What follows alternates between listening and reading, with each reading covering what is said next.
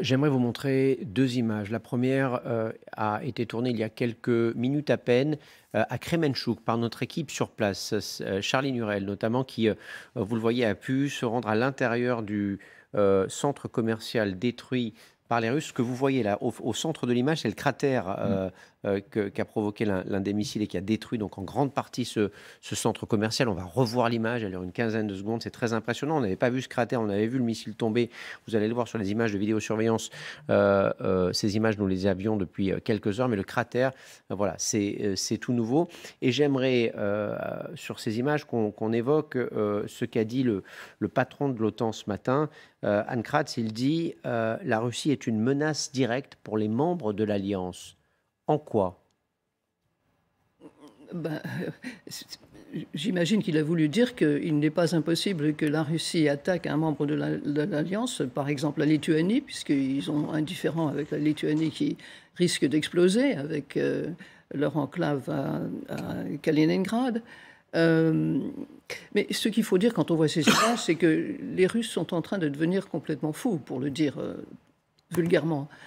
Quand on voit les images, les débats qu'ils ont sur la télévision russe à ce sujet, au sujet de la guerre de l'Ukraine et à la façon dont ils la conduisent, c'est tellement grotesque, on a l'impression que c'est une mauvaise série, mais malheureusement, il faut les prendre au sérieux. Voilà, ça, ce sont les images. Vous allez le voir du missile qui s'abat. Hop, on le voit très furtivement. Et ça, c'est le résultat, hein.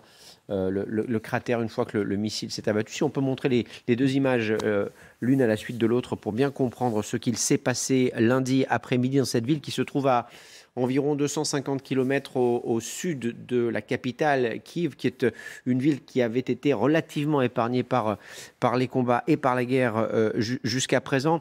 Est-ce que c'est vrai? Est-ce que la Russie représente une menace directe pour les pays de l'OTAN, comme le dit le chef de l'Alliance? Bon, d'abord, le chef de l'Alliance, il est dans son rôle, hein. Il s'agit de renforcer l'Alliance, il s'agit de renforcer l'Alliance face à la pression russe en Ukraine. Alors après, il y a 2 interprétations possibles.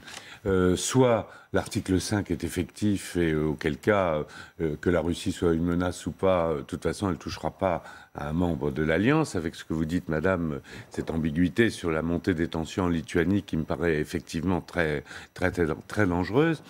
Et donc, soit deuxième hypothèse, il y a des gens qui croient que la Russie, moi je n'en fais pas partie, qui croient que la Russie veut prolonger son modèle, contredire, affaiblir la démocratie, l'Occident, les droits de l'homme. Moi, je ne crois pas. Je pense que la Russie est dans un schéma national, impérial. Elle veut récupérer, en gros, son influence sur les pays de l'ancienne URSS. Et donc, ça, disons, ça nuance un peu le type de menace auquel nous sommes confrontés. Vincent Huge, sur ces déclarations du chef de l'OTAN, le mot de la fin. Très simplement, je vois assez mal comment on pourrait démentir Stoltenberg quand il parle de menaces. Quand on regarde les plaques tectoniques qui ont bougé depuis le déclenchement de cette agression militaire, je ne prendrai qu'un exemple. Sur les crises alimentaires qui d'ores et déjà se profilent à l'horizon, c'est très clairement l'initiative de Poutine qui déclenche par vagues successives un péril pour la stabilité d'un nombre considérable de pays, notamment en Afrique et au Moyen-Orient.